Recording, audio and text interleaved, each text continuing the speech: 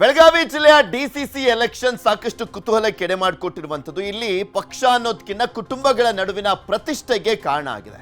ಒಂದೊಂದು ಟೀಮ್ ಆಗಿರುವಂತದ್ದು. ಜಾರಕಿಹೊಳಿ ಒಂದು ಟೀಮ್ ಅನ್ನ ಮಾಡ್ಕೊಂಡಿದ್ರೆ, ಲಕ್ಷ್ಮಣ್ ಸವದಿ, ರಮೇಶ್ ಕತ್ತಿ ಇವರೇ ಒಂದು ಟೀಮ್ ಅನ್ನ ಮಾಡ್ಕೊಂಡಿದ್ದಾರೆ. ಸೊ ಹೀಗಾಗಿ ಅವರವರ ಕ್ಷೇತ್ರದಲ್ಲಿ ಯಾರು ಗೆದ್ದು ತಮ್ಮ ಪ್ರತಿಷ್ಠೆಯನ್ನು ಉಳಿಸ್ಕೊಳ್ತಾರೆ ಅನ್ನುವಂಥದ್ದೇ ಸದ್ಯಕ್ಕಿರುವಂತ ಕುತೂಹಲ.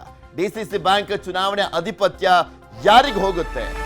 ಇಲ್ಲಿ ಜಾರಕಿಹೊಳಿ ಫ್ಯಾಮಿಲಿ ವರ್ಸಸ್ ಕತ್ತಿ, ಸವದಿ ಆ ಕುಟುಂಬಗಳೆಲ್ಲ ಒಂದ್ ಕಡೆ ಇರುವಂತದ್ದು. ಜಾರಕಿಹೊಳಿ ಫ್ಯಾಮಿಲಿ ಜೊತೆಗೆ ಅಣ್ಣಾ ಸಾಹೇಬ್ ಜೊಲ್ಲೆ ಸೇರಿದಂತೆ ಇನ್ನು ಕೆಲವರನ್ನ ಅವರೊಂದು ಗುಂಪು ಮಾಡ್ಕೊಂಡಿದ್ದಾರೆ. ಇದು ಕುಟುಂಬಗಳ ನಡುವಿನ ಫೈಟ್ಗೆ ಕಾರಣ ಆಗಿದೆ, ಪ್ರತಿಷ್ಠೆಗೆ ಕಾರಣ ಆಗಿದೆ. ಈಗ ಆಲ್ರೆಡಿ 16 ನಿರ್ದೇಶಕ ಸ್ಥಾನಗಳ ಬೆಳಗಾವಿ ಡಿಸಿಸಿ ಬ್ಯಾಂಕ್ಗಳ ಪೈಕಿ 9 ಸ್ಥಾನಗಳಿಗೆ ಅವಿರೋಧ ಆಯ್ಕೆ ಆಗಿದೆ. 16ರಲ್ಲಿ 9 ಸ್ಥಾನಗಳಿಗೆ ಅವಿರೋಧ ಆಯ್ಕೆ. ಉಳಿದ 7 ತಾಲೂಕಿನ ನಿರ್ದೇಶಕ ಸ್ಥಾನಕ್ಕೆ ಚುನಾವಣೆ ಮಾಡಲಾಗ್ತಾ ಇದೆ.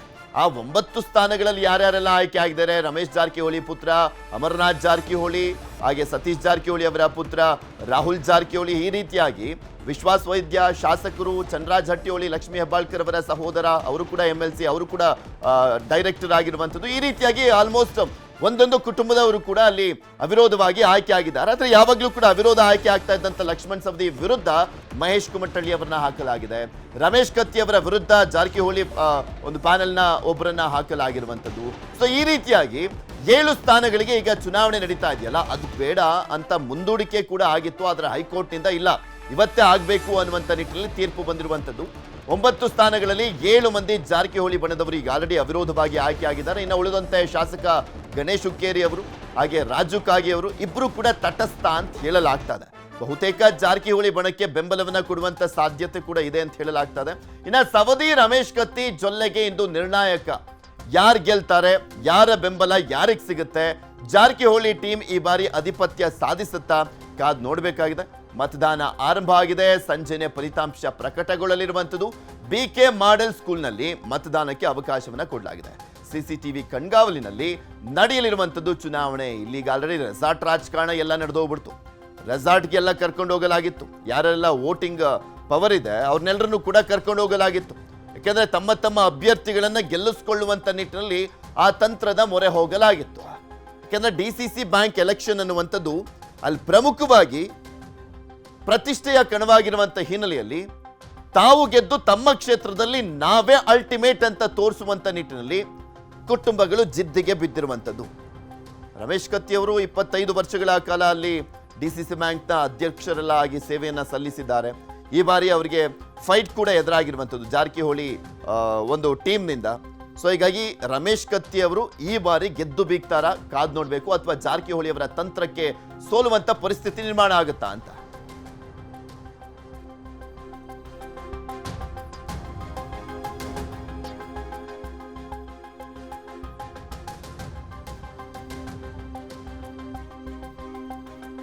ನಮಗೆ ತೋರಿಸ್ತಾ ಇದ್ವಿ ದೃಶ್ಯಾವಳಿಗಳಲ್ಲಿ ಗಮನಿಸಬಹುದು.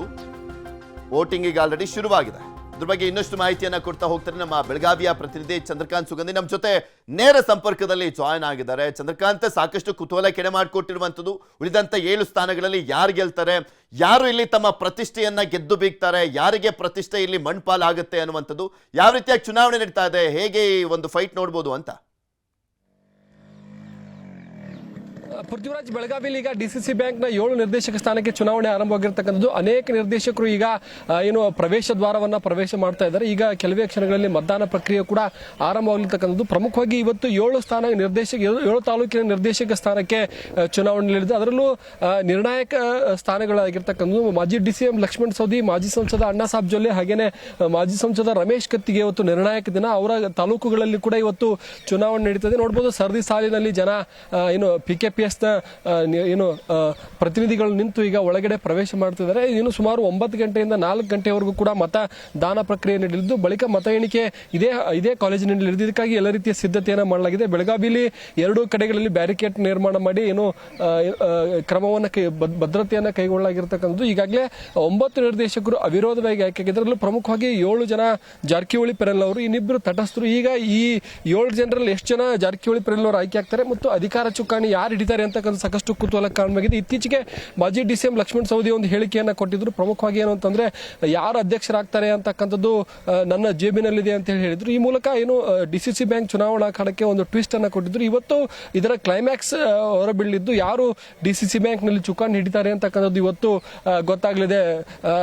ಪೃಥ್ವಿರಾಜ್ ಈಗಾಗಲೇ ಏನು ಕಳೆದ 15 ದಿನ ಕೂಡ ಎಲ್ಲ ನಿರ್ದೇಶಕರನ್ನ ಏನು ಅಭ್ಯರ್ಥಿಗಳು ಹೈಜಾಕ್ ಅನ್ನ ಮಾಡಿರ್ತಕ್ಕಂಥದ್ದು. ಏನು ರಾಜ್ಯ ಮತ್ತು ವಿವಿಧ ರಾಜ್ಯಗಳ ರೆಸಾರ್ಟ್ ನಲ್ಲಿ ಅವರದ್ದು ಎಲ್ಲರೂ ಕೂಡ ಇವತ್ತು ಬಸ್ ಅಲ್ಲಿ ಕರೆತಂದು ಅವರಿಗೆ ಮತದಾನವನ್ನ ಮಾಡಿದ್ದಾರೆ. ಪ್ರಮುಖವಾಗಿ ಏನು ರಾಯಬಾಗ ಹಾಗೇನೆ ಅಥಣಿಯಲ್ಲಿ ಅತಿ ಹೆಚ್ಚು ನಿರ್ದೇಶಕರಿರ್ತಕ್ಕಂಥದ್ದು. ಈ ಒಂದು 2 ಕ್ಷೇತ್ರಗಳಲ್ಲೂ ಕೂಡ ಕುತೂಹಲ ಹೆಚ್ಚಾಗಿದೆ. ಈಗಾಗಲೇ ಏನು ರಾಯಭಾಗದ ನಿರ್ದೇಶಕ ಸ್ಥಾನ ಗೆಲ್ಲಕ್ಕೆ ಒಂದ್ ಕಡೆ ಜಾರಕಿಹೊಳಿ ಪೆನಲ್, ಮತ್ತೊಂದು ಕಡೆ ಏನು ಕತ್ತಿ ಸೌದಿ ಸೇರಿದಂತೆ ಅನೇಕರು ಒಂದೇ ವೇದಿಕೆಗೆ ಬಂದು ಇಲ್ಲಿ ಅಸಂಗಿ ಅವರನ್ನ ಗೆಲ್ಲಿಸಿ ಅಂತೇಳಿ ಮತದಾರರಿಗೆ ಅಪೀಲ್ ಅನ್ನ ಮಾಡಿರ್ತಕ್ಕಂಥದ್ದು. ಒಟ್ಟಾರೆ ಇವತ್ತು ಏನು ಡಿಸಿಸಿ ಬ್ಯಾಂಕ್ ಕುತೂಹಲಕ್ಕೆ ಇವತ್ತು ಕ್ಲೈಮ್ಯಾಕ್ಸ್ ಸಿಗಲಿದ್ದು ಯಾರು ಈ ಒಂದು ಏನು ಡಿಸಿಸಿ ಬ್ಯಾಂಕ್ ನ ಚುಕ್ಕಾಣಿ ಈ ಬಾರಿ ಹಿರಿಯಲಿದ್ದಾರೆ ಮತ್ತು ಯಾವೆಲ್ಲ ರಾಜಕೀಯ ಏಟು ಒಳ ಏಟುಗಳು ಈ ಚುನಾವಣೆಯಲ್ಲಿ ಪ್ರದರ್ಶನವಾಗಲಿದೆ ಅಂತಕ್ಕಂಥದ್ದು ಗೊತ್ತಾಗಬೇಕಿದೆ. ಈ ಚುನಾವಣೆ ಇಷ್ಟೊಂದು ಸೀರಿಯಸ್ ಆಗ್ಲಿಕ್ಕೆ ಪ್ರಮುಖವಾಗಿ ಕಾರಣ ಏನಾಯ್ತು ಅಂತ ಚಂದ್ರಕಾಂತ್? ಯಾಕೆಂದ್ರೆ ಇಲ್ಲಿ ಪ್ರಮುಖವಾಗಿ ರಮೇಶ್ ಕತ್ತಿ ಬಣದವರು ಆ ವಿದ್ಯುತ್ ಸಂಘದ ಚುನಾವಣೆಯ ಸಂದರ್ಭದಲ್ಲಿ 15ಕ್ಕೆ 15 ಗೆದ್ದಂತ ಹಿನ್ನೆಲೆಯಲ್ಲಿ ಸತೀಶ್ ಜಾರಕಿಹೊಳಿ ಅವರಿಗೆ ಮುಖಭಂಗ ಆಯಿತು ಅನ್ನುವಂಥದ್ದೇ ರಾಜ್ಯದಾದ್ಯಂತ ಸುದ್ದಿ ಆಯ್ತಲ್ಲ, ಅದು ಪ್ರಮುಖವಾಗಿ ಕಾರಣ ಆಗೋಯ್ತಾ ಅಂತ? ಪೃಥ್ವಿರಾಜ್ ನೋಡಬಹುದು, ಈಗ PKPS ನ ನಿರ್ದೇಶಕರು ಒಬ್ಬೊಬ್ಬರಾಗೆ ಸಾಲುಗಟ್ಟಿ ಬಂದು ಮತವನ್ನು ಚಲಾಯಿಸಿ ಮಾಡ್ತಾರೆ. ಇವರೆಲ್ಲ ಕಿತ್ತೂರಿನ ಮತದಾರರು ಅಂತ ಹೇಳಿ ಗೊತ್ತಾಗ್ತಿದೆ. ಪ್ರಮುಖವಾಗಿ ಈ ಒಂದು ಚುನಾವಣೆ ಇಷ್ಟು ಪ್ರತಿಷ್ಠೆ ಆಗಕ್ಕೆ ಪ್ರತಿ ವರ್ಷವೂ ಕೂಡ ಬೆಳಗಾವಿ ಡಿಸಿಸಿ ಬ್ಯಾಂಕ್ ಏನಿದೆ ಇದು ಸಾಕಷ್ಟು ಪ್ರತಿಷ್ಠೆಯ ಚುನಾವಣೆ ಆಗಿರ್ತಕ್ಕಂಥದ್ದು. ಕಳೆದ 30 ವರ್ಷಗಳಲ್ಲಿ ಕೂಡ ಇಲ್ಲಿ ಇದೇ ರೀತಿ ಪ್ರತಿಷ್ಠೆ ಮನೆ ಮಾಡಿದೆ. ಯಾಕಂದ್ರೆ ಇಲ್ಲಿ ಈ ಒಂದು ಡಿಸಿಸಿ ಬ್ಯಾಂಕ್ ಮೇಲೆ ಹಿಡಿತ ಸಾಧಿಸಿದರೆ ಬೆಳಗಾವಿ ಜಿಲ್ಲಾ ರಾಜಕಾರಣದ ಮೇಲೆ ಕಂಟ್ರೋಲ್ ಸಾಧಿಸಬಹುದು ಅಂತಕ್ಕಂಥದ್ದು ಇಲ್ಲಿನ ರಾಜಕೀಯ ನಾಯಕರ ಲೆಕ್ಕಾಚಾರ ಆಗಿರ್ತಕ್ಕಂಥದ್ದು. ಹೀಗಾಗಿ ಕಳೆದ ಅನೇಕ ವರ್ಷಗಳಲ್ಲೂ ಕೂಡ ಡಿಸಿಸಿ ಬ್ಯಾಂಕ್ ಇಲ್ಲಿ ಪ್ರತಿಷ್ಠೆಯ ಕಣವಾಗಿದೆ. ಜೊತೆಗೆ ಏನು ಡಿಸಿಸಿ ಬ್ಯಾಂಕ್ ನಲ್ಲಿ ಸುಮಾರು 6,200 ಕೋಟಿ ರೂಪಾಯಿ ಡೆಪಾಸಿಟ್ ಇದೆ. ಅದೇ ರೀತಿ ಏನು ಸುಮಾರು ಅಂದಾಜು ಮೂರು ಲಕ್ಷ ರೈತರಿಗೆ ಏನು ಶೂನ್ಯ ಬಡ್ಡಿ ದರದಲ್ಲಿ ಕೊಡ್ತಾರೆ. ಇನ್ನು ಪ್ರತಿ ತಾಲೂಕಿನಲ್ಲೂ ಕೂಡ ರೈತರೊಂದಿಗೆ ನೇರವಾಗಿ ಈ ಒಂದು ಡಿಸಿಸಿ ಬ್ಯಾಂಕ್ ಸಂಪರ್ಕದಲ್ಲಿ ರೈತರಿಗೆ ಬೆಳೆ ಸಾಲ ಆಗಿರ್ಬೋದು, ಟ್ರ್ಯಾಕ್ಟರ್ ಸಾಲ ಆಗಿರ್ಬೋದು, ಹೀಗೆ ರೈತರೊಂದಿಗೆ ಕನೆಕ್ಟ್ ಇರತಕ್ಕಂಥದ್ದು. ಈ ಒಂದು ಡಿಸಿಸಿ ಬ್ಯಾಂಕ್ ನಿರ್ದೇಶಕರಾದರೆ ಮುಂದಿನ ವಿಧಾನಸಭಾ ಚುನಾವಣೆ ಗೆಲುವು ಸುಲಭ ಅಂತಕ್ಕಂಥದ್ದು ಇಲ್ಲಿನ ರಾಜಕೀಯ ನಾಯಕರ ಲೆಕ್ಕಾಚಾರ ಕಳೆದ ಅನೇಕ ವರ್ಷಗಳಿಂದ ಕೂಡ ಅದೇ ರೀತಿ ನಡೆದುಕೊಂಡು ಬಂದಿರತಕ್ಕಂಥದ್ದು. ಹೀಗಾಗಿ ನಿರ್ದೇಶಕ ಸ್ಥಾನಕ್ಕೆ ಗೆಲ್ಲಕ್ಕೆ ಪೈಪೋಟಿಯನ್ನ ಮಾಡ್ತಾರೆ ಮತ್ತು ಇಲ್ಲಿ ಪ್ರತಿಷ್ಠಿತ ಏನು ಮಾಜಿ ಡಿಸಿಎಂ ಆಗಿರ್ಬೋದು, ಮಾಜಿ ಸಂಸದರಾಗಿರ್ಬೋದು, ಬಹುತೇಕರು ಅವರ ಕುಟುಂಬಸ್ಥರು ಅವರು 2 ಕ್ಷೇತ್ರಗಳಲ್ಲಿ ರಾಜಕೀಯ ಹಿನ್ನೆಲೆಯನ್ನ ಬಿಟ್ಟರೆ ಇನ್ನೆಲ್ಲ ಕ್ಷೇತ್ರಗಳಲ್ಲೂ ಕೂಡ ರಾಜಕೀಯ ಹಿನ್ನೆಲೆಯುಳ್ಳವರು ಮತ್ತು ಶಾಸಕರು, ಸಹೋದರರು, ಶಾಸಕರ ಕುಟುಂಬಸ್ಥರೇ ಸ್ಪರ್ಧೆ ಮಾಡಿದ್ದಾರೆ. ತುಂಬಾ ಕಡೆ ಸಾಮಾಜಿಕ ಜಾಲತಾಣದಲ್ಲಿ ನೋಡ್ತಾ ಇದ್ದೆ ಚಂದ್ರಕಾಂತ್ ಸುಗಂಧಿ, ಇದು ಇಷ್ಟೊಂದು ಪ್ರತಿಷ್ಠೆ ಆಗಿ ತೆಗೆದುಕೊಂಡು ತಮ್ಮ ಬಣದವ್ರನ್ನೇ ಗೆಲ್ಸ್ಕೊಂಡು ಅವರನ್ನ ಅಧ್ಯಕ್ಷರನ್ನಾಗಿ ಮಾಡಿಕೊಂಡು ತಮ್ಮ ಸಾಲವನ್ನ ಮನ್ನಾ ಮಾಡಿಕೊಂಡು ಇಲ್ಲಿ ರಾಜಕಾರಣ ಮಾಡ್ಲಿಕ್ಕೆ ಮುಂದಾಗ್ತಾ ಇದ್ದಾರೆ. ಅದಕ್ಕೋಸ್ಕರನೇ ಇಷ್ಟೊಂದು ಪ್ರತಿಷ್ಠೆ ಆಗಿದೆ ಅಂತ. ಹೌದಾ? ಖಂಡಿತವಾಗ್ಲೂ ಹಾಗೆ ಮಾಡಕ್ ಸಾಧ್ಯ ಇಲ್ಲ ಪೃಥ್ವಿರಾಜ್. ಯಾಕಂದ್ರೆ ಯಾರು ಸಾಲ ತೆಗೆದುಕೊಂಡ ಸಂದರ್ಭದಲ್ಲಿ ಸಾಲವನ್ನು ಮರುಪಾವತಿ ಮಾಡಬೇಕಿಲ್ಲ, ಕಾನೂನಿನ ಮೂಲಕ ಅದು ಹೋರಾಟ ಮಾಡಬೇಕಾಗುತ್ತೆ. ಅದು ಡಿಸಿಸಿ ಬ್ಯಾಂಕ್ ಅಧ್ಯಕ್ಷರ ಕೈಯಲ್ಲೂ ಕೂಡ ಇರಲ್ಲ. ಯಾರೇ ಸಾಲ ಮರುಪಾವತಿ ಮಾಡದೇ ಇದ್ರೆ ಅದು ಡಿಸಿಸಿ ಬ್ಯಾಂಕ್ ಕಾನೂನು ಹೋರಾಟವನ್ನ ಮಾಡಬೇಕಾಗುತ್ತೆ. ಆ ರೀತಿ ಮಾಡೋದು ಕಷ್ಟ. ಯಾಕಂದ್ರೆ ಈಗ ಒಂದ್ ವೇಳೆ ಸಾಲವನ್ನ ಅವರು ಮರುಪಾವತಿ ಮಾಡಿ ಕದ್ದು ಮುಚ್ಚಿ ಓಡಾಡಿದ್ರೆ ಮುಂದಿನ ಸಲ ಮತ್ತೆ ಅವರು ಜನರಲ್ಲಿ ಮುಖ ತೋರಿಸಬೇಕಾಗುತ್ತೆ. ಹಾಗೆ ಮಾಡಕ್ಕೆ ಕಷ್ಟ ಇಲ್ಲ. ಆದ್ರೆ ಡಿಸಿಸಿ ಬ್ಯಾಂಕ್ ಹಿಡಿತ ಹೊಂದಬೇಕು ಅಂತಕ್ಕಂಥದ್ದು ಬಹುತೇಕ ನಾಯಕರ ಲೆಕ್ಕಾಚಾರ ಆಗಿರ್ತಕ್ಕಂಥದ್ದು. ಈ ಹಿಂದೆ ಲಕ್ಷ್ಮಣ ಸವದಿ ಅವರಾಗಿರ್ಬೋದು ಮತ್ತು ಮಾಜಿ ಸಂಸದ ರಮೇಶ್ ಕತ್ತಿ ಕೂಡ 25 ವರ್ಷಗಳ ಕಾಲ ಡಿಸಿಸಿ ಬ್ಯಾಂಕ್ ನಲ್ಲಿ ತಮ್ಮ ಅಧಿಕಾರವನ್ನ ಚಲಾವಣೆ ಮಾಡಿದ್ದಾರೆ ಮತ್ತು ಇವರಿಗೆ ಜಾರಕಿಹೊಳಿ ಗುಂಪು ಕೂಡ ಏನು ಬೆಂಬಲವನ್ನು ಕೊಟ್ಟಿತ್ತು. ಈಗ ಬದಲಾದ ರಾಜಕೀಯ ಪರಿಸ್ಥಿತಿಯಲ್ಲಿ 2 ಗುಂಪುಗಳು ಪ್ರತ್ಯೇಕವಾದ್ರಿಂದ ಮತ್ತಷ್ಟು ಪ್ರತಿಷ್ಠೆಯ ಕಣ ಹೆಚ್ಚಾಗಿದೆ. ಪೃಥ್ವಿ, ಮಾಡಿದ್ರೆ ಆಗಬಾರ್ದು ಆಗುತ್ತೆ ಅಂತಾರಲ್ಲ, ಅಂತ ಪರಿಸ್ಥಿತಿಯನ್ನ ಎದುರಿಸ್ತಾ ಇದ್ದಾರೆ ದರ್ಶನ್. ಸೆಂಟ್ರಲ್ ಜೈಲ್ನಲ್ಲಿ ನಟ ದರ್ಶನ್ ಇಲ್ಲಿ ಸಂಕಷ್ಟವನ್ನ ಅನುಭವಿಸ್ತಾ ಇರುವಂತದ್ದು ಕಾನೂನು ಪ್ರಾಧಿಕಾರದ ವರದಿಯಿಂದ ಶಾಕ್ ಎದುರಾಗಿದೆ. ನ್ಯಾಯಮೂರ್ತಿಗಳೇ ಬಂದು ನೋಡಬೇಕು ನನ್ನ ಪರಿಸ್ಥಿತಿ ಹೇಗಿದೆ ಅನ್ನುವಂಥದ್ದನ್ನ ತುಂಬಾ ಹೀನಾಯವಾಗಿ ನಡೆಸ್ಕೊಳ್ಳಲಾಗ್ತಾ ಇದೆ ಜೈಲಿನಲ್ಲಿ ಅಂತೆಲ್ಲ ಮನವಿಯನ್ನ ಮಾಡ್ಕೊಂಡಿದ್ರು. ಅದಾದ್ಮೇಲೆ ಕೋರ್ಟ್ ಒಂದು ನಿಯೋಗವನ್ನ ಕಳಿಸಿತ್ತು. ಅವರು ಕೂಡ ಹೋಗಿದ್ರು, ಚೆಕ್ ಮಾಡ್ಕೊಂಡು ಬಂದ್ರು, ಅವರು ವರದಿಯನ್ನ ಕೂಡ ಕೊಡ್ತಿದ್ದಾರೆ. ವರದಿ ಬಗ್ಗೆ ತಿಳಿದು ಈಗ ನಟ ದರ್ಶನ್ ಕಂಗಾಲಾಗೋಗಿದ್ದಾರೆ. ಬ್ಯಾರಕ್ನಲ್ಲಿ ಕೂಗಾಡಿ ಕಣ್ಣೀರನ್ನ ಹಾಕಿದ್ದಾರಂತೆ ದಾಸ. ನಾನು ಯಾರಿಗೆ ಏನು ಅನ್ಯಾಯ ಮಾಡಿದ್ದೇನೆ, ಕೇಳಿದವರಿಗೆ ನನ್ನ ಕೈಲಾದಷ್ಟು ಸಹಾಯವನ್ನ ಮಾಡಿದ್ದೇನೆ ಅಂತ ತಮ್ಮ ಅಳಲನ್ನ ತೋಡ್ಕೊಂಡಿದ್ದಾರೆ. ಅದು ಹೌದು, ಯಾಕೆಂದ್ರೆ ರಾಜನ ರೀತಿಯಲ್ಲಿದ್ದಂಥವರು ದರ್ಶನ್. ಈಗಿರುವಂಥ ನಟರ ಪೈಕಿ ಅತಿ ಹೆಚ್ಚು ಸಹಾಯವನ್ನ ಮಾಡಿ ಜನರ ಅಂದರೆ ಯಾರ್ಯಾರೆಲ್ಲ ಕಷ್ಟ ಅಂತ ಬರ್ತಾರೆ ಅವರಿಗೆ ತನ್ನ ಕೈಲಾದಷ್ಟು ಸಹಾಯವನ್ನ ಮಾಡ್ತಾ ಇದ್ದಂಥ ಹೀರೋ. ಅವರು ಈಗ ಇಂಥ ಪರಿಸ್ಥಿತಿಯನ್ನ ಅನುಭವಿಸ್ತಾ ಇರೋದಕ್ಕೆ ಅವ್ರು ಮಾಡ್ಕೊಂಡಿದ್ದಂಥ ತಪ್ಪೇ ಕಾರಣ. ಆದ್ರೆ ಈಗ ಒಳಗಡೆ ಇರುವಂತ ಪರಿಸ್ಥಿತಿ ಇದೆಯಲ್ಲ, ಅದು ಸಾಕಷ್ಟು ಸಂಕಷ್ಟವನ್ನ ತಂದಿಟ್ಟಿದೆ, ಕಂಗೆಡ್ಸಿದೆ ಅವರನ್ನ. ನನ್ಗೆ ಯಾಕೆ ಈ ಶಿಕ್ಷೆ, ನಾನು ಹೀಗೆ ಸಾಯ್ಬೇಕಾ? ಬಾರಕ್ನಲ್ಲಿ ಕೂಗಾಡಿ ಕಣ್ಣೀರನ್ನ ಹಾಕ್ತಾ ಇದ್ದಾರಂತೆ ದರ್ಶನ್ಗೆ ಸಮಾಧಾನ ಮಾಡಿದ್ರಂತೆ ನಾಗರಾಜ್. ಕಿರ್ಚಾಡಿ ಕಣ್ಣೀರು ಹಾಕಿ ಮೌನಕ್ಕೆ ಜಾರಿರುವಂಥದ್ದು ದಾಸ. ಯಾರೊಂದಿಗೂ ಮಾತಾಡ್ತಾ ಇಲ್ವಂತೆ ದರ್ಶನ್. ವಕೀಲನನ್ನ ಭೇಟಿಯಾಗ್ಲಿಕ್ಕೆ ಮುಂದಾಗಿರುವಂಥದ್ದು ದರ್ಶನ್. ಮಾನವ ಹಕ್ಕುಗಳ ಆಯೋಗಕ್ಕೆ ಮನವಿಯನ್ನ ಸಲ್ಲಿಸಲಿಕ್ಕೆ ನಿರ್ಧಾರ ಅಂತ ಹೇಳಲಾಗ್ತಾ ಇದೆ. ಸೋಮವಾರದ ಬಳಿಕ ಅರ್ಜಿ ಸಲ್ಲಿಸುವಂತ ಸಾಧ್ಯತೆ ಇದೆ. ಕಾನೂನು ಪ್ರಾಧಿಕಾರದ ವರದಿಯಿಂದ ಸಂಕಷ್ಟವನ್ನ ಅನುಭವಿಸುವಂತಾಗಿದೆ. ನನಗೆ ದಿಮ್ ಬೇಕು, ಹಾಸಿಗೆ ಬೇಕು, ಓಡಾಡ್ಲಿಕ್ಕೆ ಅವಕಾಶವನ್ನ ಮಾಡಿ ಕೊಡ್ಲಾಗ್ತಾ ಇಲ್ಲ, ಬೆಳಕು ಬೇಕು ನನಗೆ ಅಂತೆಲ್ಲ ಕೇಳ್ಕೊಂಡಿದ್ರು. ಅದಾದ್ಮೇಲೆ ಕಾನೂನು ಪ್ರಾಧಿಕಾರದವ್ರು ಹೋಗಿದ್ರು, ವರದಿಯನ್ನ ಕೊಟ್ಟಿದ್ದಾರೆ. ಅದು ಕಂಪ್ಲೀಟ್ಲಿ ಉಲ್ಟಾ ಆಗಿದೆ. ದರ್ಶನ್ ಸುಳ್ಳೆ ಹೇಳ್ಬಿಟ್ರ ಅನ್ನುವಂಥ ಪರಿಸ್ಥಿತಿ ನಿರ್ಮಾಣ ಆಗಿದೆ. ಇದ್ರ ಬಗ್ಗೆ ಇನ್ನಷ್ಟು ಮಾಹಿತಿಯನ್ನ ಕೊಡ್ತಾ ಹೋಗ್ತಾರೆ ನಮ್ಮ ಪ್ರತಿನಿಧಿ ಮುನಿರಾಜು. ನಮ್ಮ ಜೊತೆ ನೇರ ಸಂಪರ್ಕದಲ್ಲಿ ಜಾಯಿನ್ ಆಗಿದ್ದಾರೆ. ಮುನಿರಾಜು, ನಾನು ಆಗ್ಲೇ ಹೇಳ್ತಾ ಇದ್ದೆ, ಮಾಡಿದ್ರೆ ಆಗ್ಬಾರ್ದಾಗತ್ತೆ ಅಂತ ಪರಿಸ್ಥಿತಿ ಈಗ ಸೇಮ್ ಇದೆ. ಈಗ ಮತ್ತೊಂದು ವಿಚಾರಕ್ಕೆ ಸಂಬಂಧಪಟ್ಟಂತೆ ಸುಳ್ಳು ಹೇಳಿ ಇನ್ನಷ್ಟು ಸಂಕಷ್ಟವನ್ನ ಅನುಭವಿಸಬೇಕಾದಂತ ಪರಿಸ್ಥಿತಿ ನಿರ್ಮಾಣ ಆಗ್ತಾ ಇದೆಯಾ ದರ್ಶನ್ಗೆ ಅಂತ?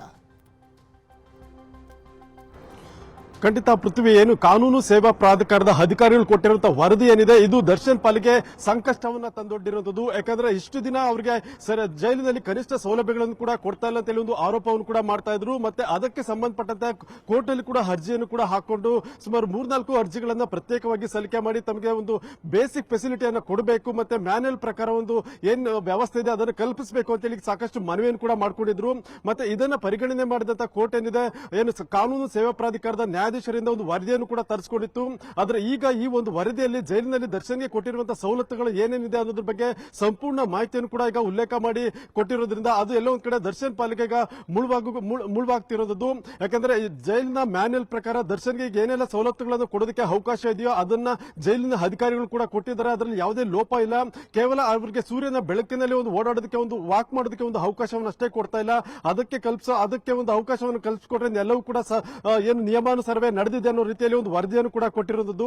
ಆದ್ರಿಂದ ಇಷ್ಟು ದಿನ ದರ್ಶನ್ ಜೈಲಿನಲ್ಲಿ ನಾಟಕ ಆಡಿದ್ರ ಅಥವಾ ಬರೀ ಸುಳ್ಳನ್ನ ಹೇಳಿ ರೀತಿ ದಿಕ್ ತಪ್ಪಿಸುವಂತ ಕೆಲಸವನ್ನ ಮಾಡಿದ್ರ ಅನ್ನೋದು ಏನು ಆರೋಪ ಕೂಡ ಈಗ ಕೇಳಿಬರುತ್ತೆ.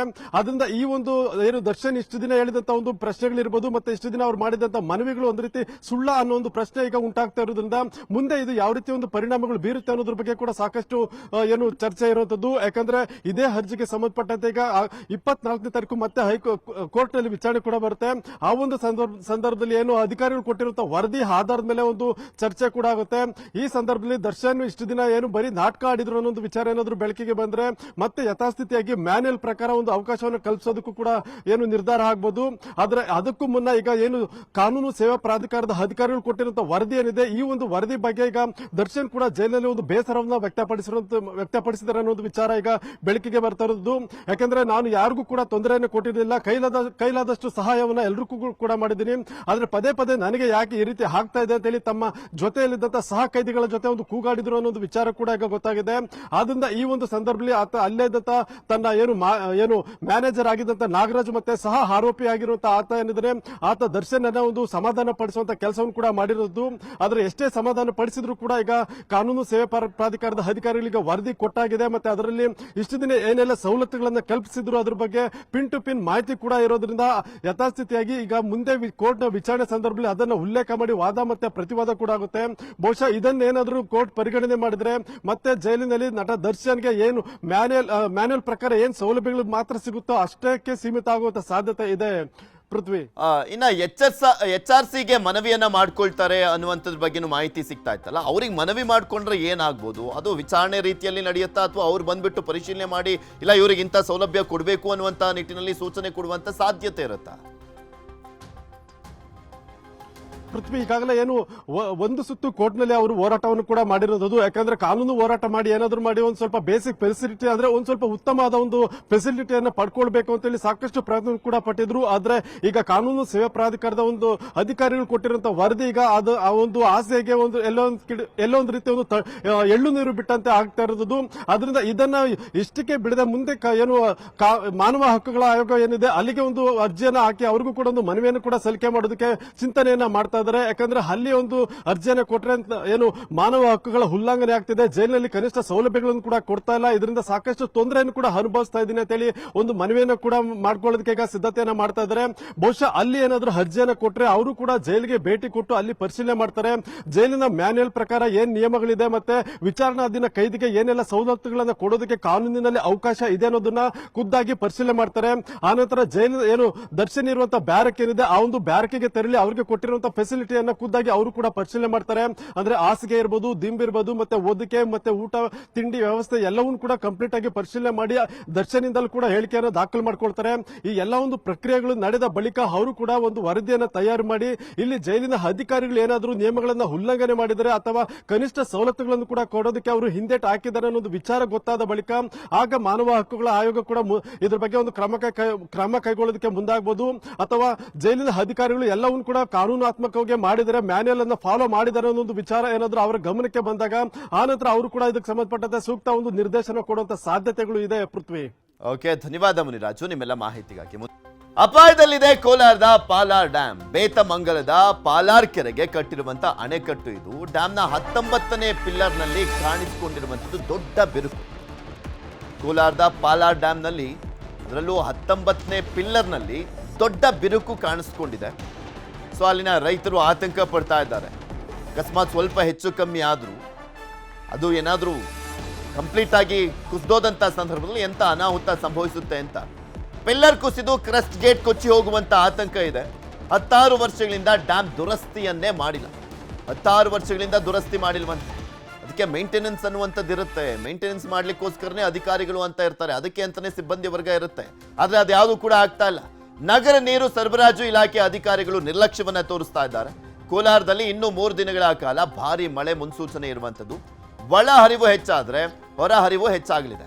ಆಗ ಡ್ಯಾಮ್ ಪಿಲ್ಲರ್ ಮತ್ತಷ್ಟು ಬಿರುಕು ಬಿಡುವಂತ ಸಾಧ್ಯತೆ ಇದೆ. ಗ್ರಾಮ ಪಂಚಾಯಿತಿಯಿಂದ ಮನವಿ ಮಾಡಿದ್ರು ಕೂಡ ದುರಸ್ತಿ ಮಾಡಿಸಿಲ್ಲ. ಅಂದಾಗೆ ಇದು ಬ್ರಿಟಿಷರ ಕಾಲದಲ್ಲಿ KGF ಚಿನ್ನದ ಗಣಿಗೆ ನೀರು ಪೂರೈಸಲಿಕ್ಕೆ ನಿರ್ಮಾಣ ಮಾಡಿದ್ದಂತ ಡ್ಯಾಮ್ ಇದು.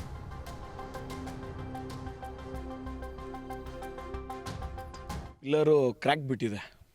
ಏನು ಈ ಗೇಟ್ ಇದೆ ಕೊಡಿ ಹೋಗೋ ಹತ್ರ ಗೇಟ್ಸ್ ಏನಿದೆ ಅದರಲ್ಲಿ ಒಂದು ಪಿಲ್ಲರು ಭಾಳ ಜಾಸ್ತಿ ಕ್ರ್ಯಾಕ್ ಬಿಟ್ಟಿದೆ. ಅದು ಓಡ್ಕೊಂಡು ಹೋಗೋ ಚಾನ್ಸಸ್ ಜಾಸ್ತಿ ಇದೆ. ಅದರಿಂದ ಈ ಕರ್ನಾಟಕ ನೀರು ಸರಬರಾಜು ಮತ್ತು ಒಳಚರಂಡಿ ಮಂಡಳಿ ಅವ್ರಿಗೆ ಒಂದು ರಿಕ್ವೆಸ್ಟ್ ಏನು ಅಂದರೆ ಅದನ್ನ ಇಮಿಡಿಯೇಟಾಗಿ ಅದನ್ನ ಸರಿ ಮಾಡಿಸ್ಬೇಕು ಅಂತ ನಾನು ಅವರಲ್ಲಿ ಮನವಿ ಮಾಡ್ತೀನಿ ಸರ್.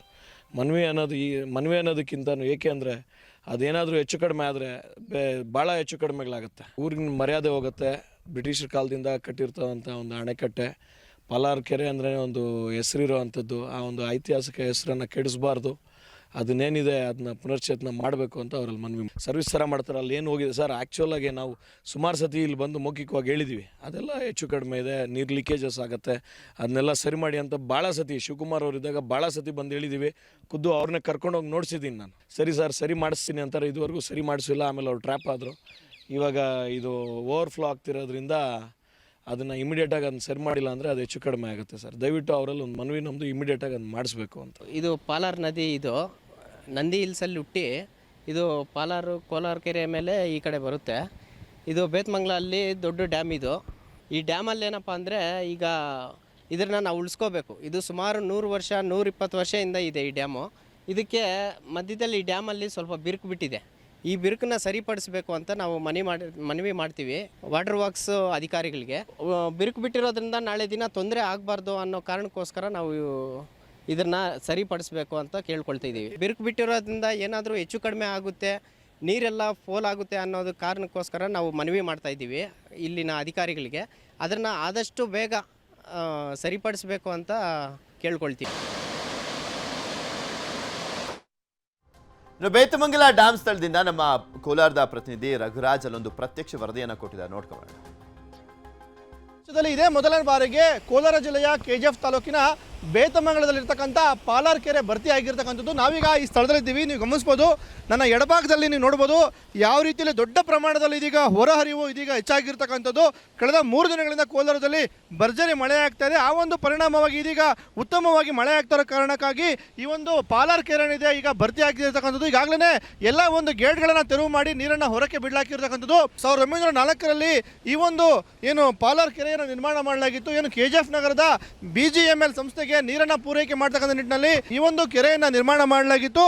ಆದರೆ ಈ ಒಂದು ಕೆರೆಯ ಒಂದು ನೀರನ್ನು ಶೇಖರಣೆ ಮಾಡಿಟ್ಕೊಳ್ಳಲು ಏನು ಕ್ರಸ್ಟ್ ಗೇಟ್ಗಳನ್ನು ಇಲ್ಲಿ ಗೇಟ್ಗಳನ್ನು ಅಳವಡಿಕೆ ಮಾಡಿ ಒಂದು ತಡೆಗೋಡೆಯನ್ನು ಕಟ್ಟಿದ್ರು.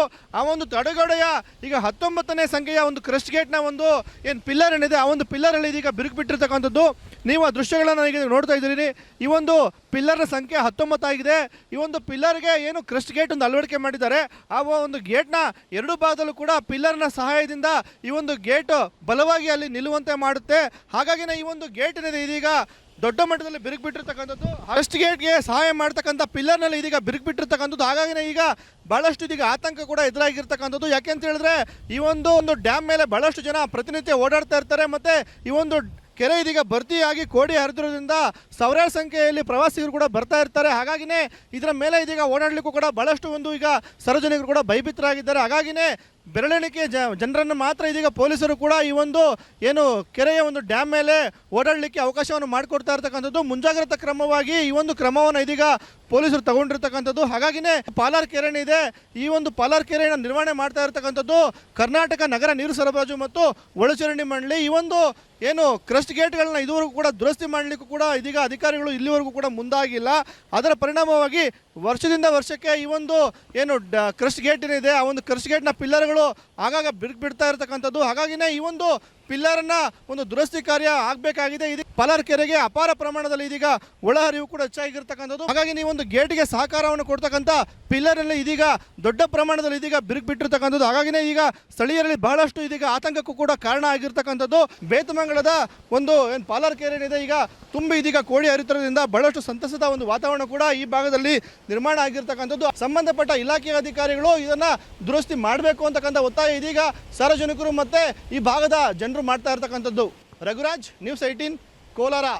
ಚಿತ್ತಾಪುರದಲ್ಲಿ RSS ಪಥ ಸಂಚಲನದ ಫೈಟ್ ನಡೀತಾ ಇದೆ. ಕೋರ್ಟ್ ಮೆಟ್ಟಿಲೇರಿರುವಂತದ್ದು RSS ಪಥ ಸಂಚಲನದ ವಿವಾದ. ಚಿತ್ತಾಪುರ ಯಾರ ಕ್ಷೇತ್ರ? ಪ್ರಿಯಾಂಕ್ ಖರ್ಗೆ ಅವರ ಕ್ಷೇತ್ರ.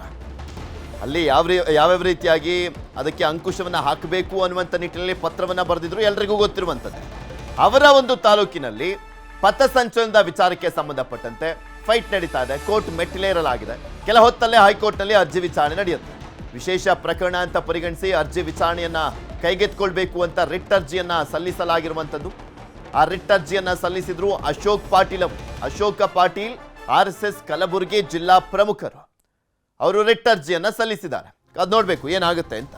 ಇಲ್ಲಿ ಅನುಮತಿ ಪಡ್ಕೊಂಡು ಪಥಸಂಚಲನ ಮಾಡಬೇಕು ಅಂತ ರಾಜ್ಯ ಸರ್ಕಾರ ಹೇಳಿದೆ. ಅಲ್ಲಿ ಏನಾದರೂ ಹೆಚ್ಚು ಕಮ್ಮಿ ಆದರೆ ಇವರೇ ಜವಾಬ್ದಾರು ಅನ್ನುವಂಥ ನಿಟ್ಟಿನಲ್ಲೂ ಕೂಡ ಅವಕಾಶವನ್ನು ಕೊಡ್ಬೋದು. ಆದರೆ ಯಾವ ಕಾರಣಕ್ಕೋಸ್ಕರ ಅವಕಾಶ ಕೊಡ್ತಿಲ್ಲ ಗೊತ್ತಿಲ್ಲ. ಆದರೆ ಹೈಕೋರ್ಟ್ಗೆ ಅರ್ಜಿಯನ್ನು ಸಲ್ಲಿಸಲಾಗಿದೆ. ಹೈಕೋರ್ಟ್ನಲ್ಲಿ ಅರ್ಜಿ ವಿಚಾರಣೆ ನಡೆದಂಥ ಸಂದರ್ಭದಲ್ಲಿ ಏನಾಗುತ್ತೆ ಅನ್ನುವಂಥದ್ದನ್ನ ಕಾದು ನೋಡಬೇಕಾಗಿದೆ. ಅದಕ್ಕೆ ವಿರೋಧವನ್ನು ವ್ಯಕ್ತಪಡಿಸಲಾಗ್ತಾ ಇರುವಂಥದ್ದು ಯಾವುದೇ ಕಾರಣಕ್ಕೂ ಅವಕಾಶ ಕೊಡಬಾರ್ದು ಅಂತ.